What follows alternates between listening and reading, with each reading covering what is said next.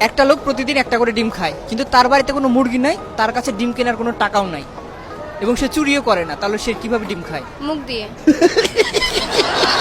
ডিম তো খাইতে হয় মুখ দিয়ে। মুখ দিয়ে, কিন্তু সে ডিমটা পায় কোথায়, কিভাবে খায়? স্বপ্নে। স্বপ্নে না, বাস্তবেই খায়।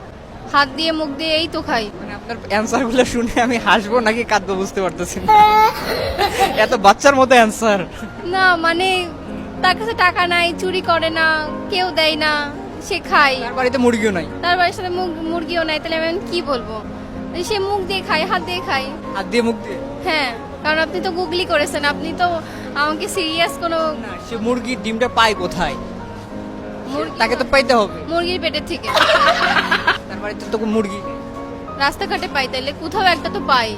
সে কোথাও থেকে পায়ও নাই, চুরিও করে না। তাহলে আমি ভাই সরি, জানি না। পারবেন না? না সরি। মাথা গুলাই গেছে। হ্যাঁ শেষ করে দিব। হ্যাঁ, করে দেন।